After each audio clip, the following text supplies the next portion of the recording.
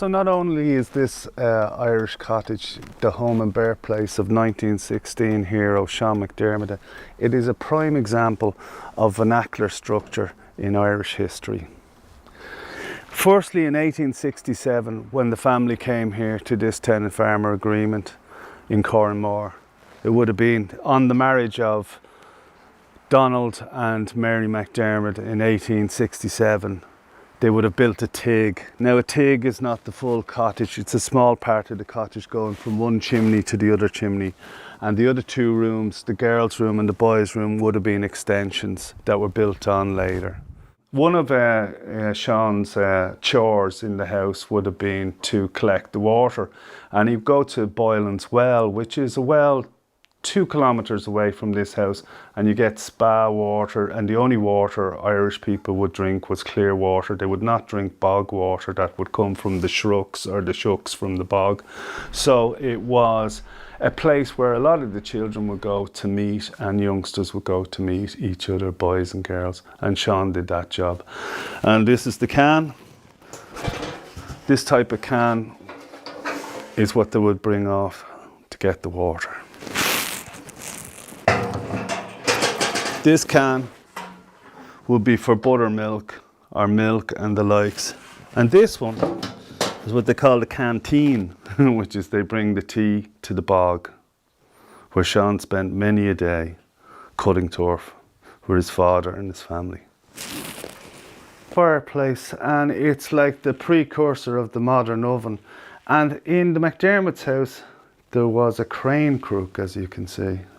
And here is the area, you see the cobblestone, that's the area for actually firing your food. So you could have 3, 4, maybe 5 rings like you would on an oven.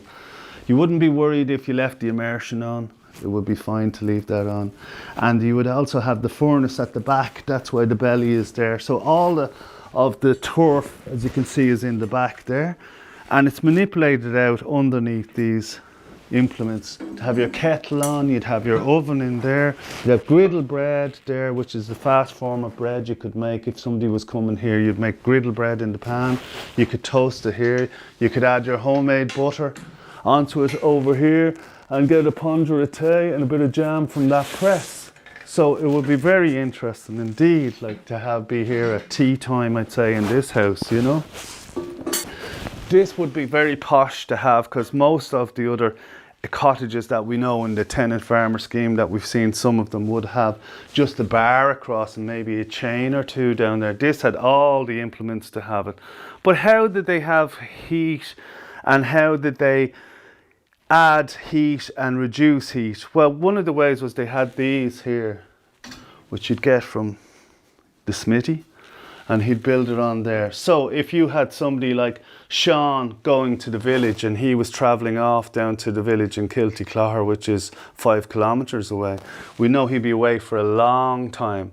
And if his sister was going down, maybe Margaret, if she was just going across to the Ryn family and she was just getting eggs, she'd be a short time. So keeping Seán's food warm and Margaret's food warm was done like this. So Margaret would be back in about 10 minutes, so we put her food down here, down to gas mark 6, and then we bring Seán's up here, because we know it'd be a long day talking in the shop, and we put him up at gas mark 1. The whole place is very ergonomic, and this is the tig from this size here to this wall here. And then we have a loft up here, and that's bog oak that traverses the room across here. And some say the bog oak is nearly 5,000 years old. Between 500 and 5,000 years old it can be. The roof itself up there is also made of bog oak, which is wattles that go along the apex that had to be rebuilt here by the OPW. It's like from if you were going to the garden centre and you were getting lawn, and you put down the scraw, and that's the first, say, 2 to 4 inches of the top of the bog, and that lays on the top of that. So the next stage is to put the straw into the scraw. So you get hoops of sally that you wrap around, and you put your bundles of straw and you push her into the turf. And that's what's made this house so watertight here, and it's so, you can see there's not a drop of water in here in 200 years or so. When Old Mary were first here, they would have slept probably up there in the loft before they built anywhere else. And if they had children, they would have a settle bed. And here they would put a lattice of willow around to keep them in there as a playpen during the day. Yeah.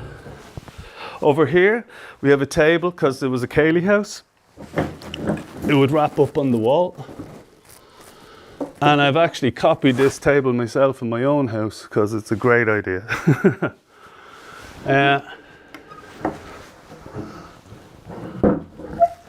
Over here we have pongers, which would have been made by the gypsies. And gypsies would be allowed to come into the house and make these very ornate beveled marks in tin. Over here we have our basketry, and up here we have our creels up on the top down here, and this is a skib, and it would be a strainer for potatoes. You would have your potatoes in this pot over here, and you'd bring it outside, you'd put it on the wall, you'd pour your potatoes and water in here and would strain it off, then bring in your lovely boiled potatoes and lay them on the table here. Actually, press was built by Donald, like Sean's daddy, and all of these cutlery are all from the period and time and have been in here in living memory. That this is also, it's built into the wall, so it shows that it was an extension at one stage. It was. Here we have something very interesting. This stone here is for caling, and you can see all the marks here of the hobnail boots of people dancing in Shannon style in front of the fire 1.5 meters. Now the sound of the stone is this.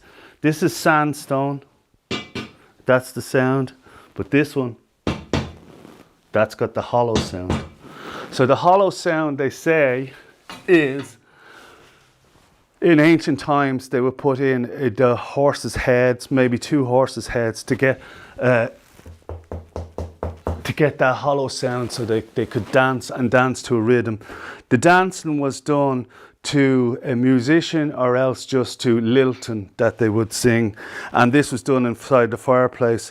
I always find this picture fantastic, to think of hobnail boots like hitting here and sparking, and shadows on the wall of this fantastic Irish dance, sean-nós. So it goes back to the ancient culture of the Irish as well. When they were going to Tír na nÓg, the horse was very, very magical, and it could take you to the other world. So that whole story of the dancing stone is quite an amazing one. And here's one of the gun above the fire, which is a Mauser, and it's like depleted as it was in the thatch roof for so long, and was brought back by the OPW and restored then by locals. And so this is the girls' room here, and this is original wood that has been carved, and you can see that it's had ornamentation put into it, and an ark is the great symbols of the MacDiarmada's, as they were very proud of building the bridges and also the pews in Glenfarn Church, St. Michael's. And outside they also have arches in their windows as well, and it's a symbol all around. Even you'll find arches over in the press door, and you'll find more arches here as you enter the room. This is a giant bed here, one big bed, and probably the biggest bed we have. It's joined together and had to be rebuilt as it was very damaged with woodworm, and was redone by the OPW. And it's a very sturdy bed, but another example of the ergonomics and use of space in the cottage. So here we have Rose. That's Sean's sister, and that's her. Look at her lovely clothes, and it looks like a fauna that I think is on her there. So she was an Irish speaker too. And the tapestry behind the ornamented chair with, I think, a dragon's head here and a dragon's head here. And she did really well in America. And she used to help all the Irish people that came to Brooklyn, and would bring them into safe places and give them jobs. That's Rose's room. and it would have been where the boys were, and had another fireplace there as well. There's many iconic religious pictures that would have cost the family quite a lot to have that are in the house. Patrick became a devout Catholic, and he was in extreme grief after his brother was publicly executed. His father and mother had died, and he held as much of the family as he could and farmed together. And this room reminds me also, some people call it the American room because of the American trunk that came back from America, well, probably with Rose, I'd say, at the time. This is James, and not many people know about James. And James was in America, and he was part of the Gaelic American. He was the editor of the Gaelic American after George Bernard Shaw had left. So this box would be a travelling box that was used to travel to America or anywhere in Europe. But the last one of these was in McGriskin's in the 30s for an American wake. An American wake was when people were saying goodbye to the children for the last time as they would emigrate. And their clothes would be put in this box. But people would also leave money. There would be a little party that would go on. It was called an American wake, and there would be dancing and music, but the box would be left open and people would push money or gifts down the side for the journey. So when they reached Ellis Island, they could enter America.